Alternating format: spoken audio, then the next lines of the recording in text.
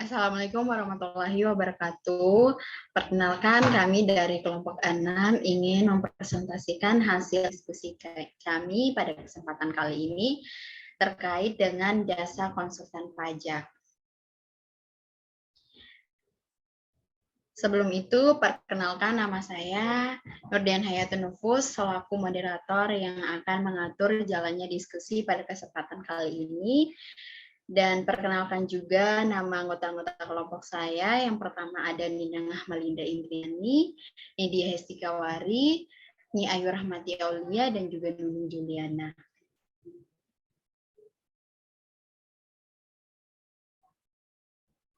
Langsung saja materi pertama akan dibacakan oleh Saudari Ninangah Malinda Indriani. Kepada Saudari dipersilakan. Latar belakang. Menurut Undang-Undang Nomor 16 Tahun 2009 yang dimaksud dengan konsultan pajak adalah setiap orang yang dalam lingkungan pekerjaannya secara bebas memberikan jasa konsultan kepada wajib pajak dalam melaksanakan hak dan memenuhi kewajiban perpajakannya sesuai dengan ketentuan peraturan perundang-undangan perpajakan. Di era globalisasi dan persaingan yang amat sangat ketat belakangan ini, informasi mengenai posisi dan komposisi keuangan yang cepat, tepat, dan dapat dipercaya sangatlah diperlukan oleh setiap perusahaan. Informasi tersebut sangat membantu dalam pengambilan keputusan bisnis setiap perusahaan, baik untuk menjaga kelangsungan hidup perusahaan ataupun mengembangkan perusahaan. Next. Visi. Memberikan pelayanan jasa secara profesional dalam integritas dan kualitas yang tinggi dan selalu memberikan pelayanan secara optimal. Misi, mengutamakan kualitas dalam setiap penugasan jasa profesional, melakukan inovasi baik dari segi pengetahuan maupun keterampilan teknik jasa kami.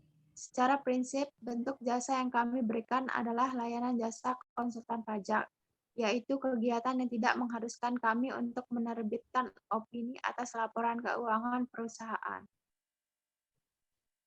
Baik, terima kasih banyak kepada Saudari Ninangah Malinda Indriani.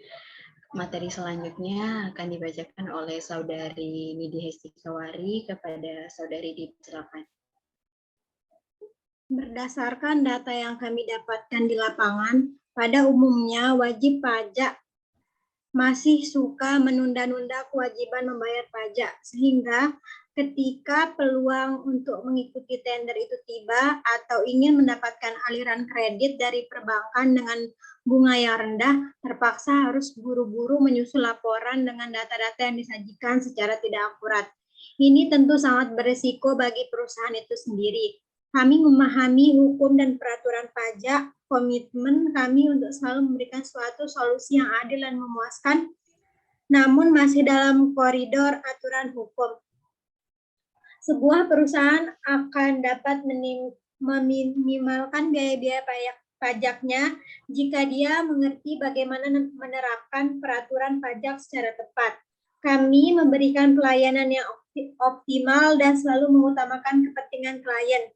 Biaya yang kami ajukan tidak akan memberatkan klien karena didasarkan atas kesepakatan bersama. Next. Jasa-jasa yang kami tawarkan. 1.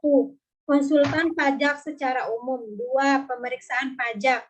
3. Sengketa banding pajak. 4. Restitusi pajak pengisian SPT tahunan badan atau orang pribadi. 5. Jasa akuntansi.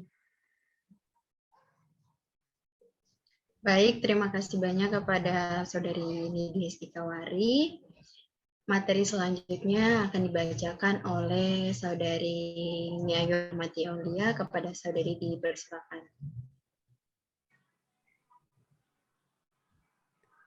Kami selalu memandang jauh ke depan. Oleh karena itu, kami selalu berusaha membuat perencanaan yang transparan dan tepat untuk melayani kebutuhan klien kami di bidang perpajakan. Kami memberikan solusi dan pelayanan terbaik dalam bidang perpajakan dengan dukungan 1. Partner yang memiliki komitmen yang tinggi untuk mengembangkan perusahaan. 2. 2. Menyediakan jasa konsultan yang berkualitas tinggi dan profesional kepada klien secara konsisten. 3. Memberikan jasa konsultan yang dapat menyelesaikan kasus atau permasalahan klien secara akurat, komprehensif, dan sesuai peraturan perpajakan yang berlaku. 4. Hubungan networking yang kuat dalam jajaran korps perpajakan di seluruh Indonesia. 5. Sebagai mitra kerja bagi klien dan Fiskus. 6. Sistem perpustakaan dan sistem pelatihan yang memadai untuk mendukung profesionalitas dan technical skill pada staf kami. Next.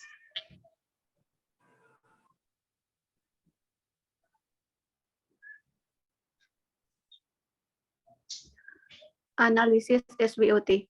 1. Analisis kekuatan, mampu menjaga hubungan yang baik dengan klien, dan bisa berkomunikasi yang baik dengan masyarakat serta memiliki banyak relasi. 2. Analisis kelemahan. 1. Masih perusahaan perseorangan. 2. Tenaga konsultan pajak masih terbatas. 3. Perusahaan jasa pajak yang masih berkembang. 3. Analisis peluang. 1. Diperlukan peralatan kerja seperti telepon, laptop yang berhubungan dengan perpajakan. 2. Tetap menjaga mutu dan kualitas pelayanan. 4. Analisis ancaman. Munculnya usaha-usaha sejenis yang dapat menyaingi usaha kami banyak perusahaan jasa yang sudah maju. Next. Baik, terima kasih banyak kepada Saudari Nyai Rahmati Aulia. Materi selanjutnya akan dibacakan oleh Saudari Nunung Juliana. Kepada Saudari dipersilakan. Perencanaan pemasaran, kondisi persaingan. Usaha jasa konsultan pajak yang kami rintis tentu tidak mendapatkan tantangan dari persaingan jasa selama konsultan perpajakan, terutama mereka yang eksis cukup lama dan mempunyai nama besar serta klien-klien benefit yang telah ditangani. Oleh karena itu, pada awal usaha ini kami ingin memfokuskan usaha jasa konsultan pajak pribadi atau wajib pajak perorangan. Kami memanfaatkan kesempatan yang kebetulan dengan kepada kami dan bernilai pengembangan dengan mengambil porsi sedikit dan marketing share yang telah dikuasai oleh jasa konsultan pajak. Next. Strategi pemasaran.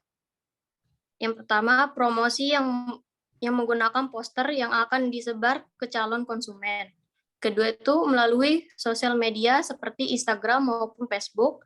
Yang ketiga, personal promosi. Pelaksanaan usaha akan melakukan usaha secara pribadi ke masyarakat atau publik.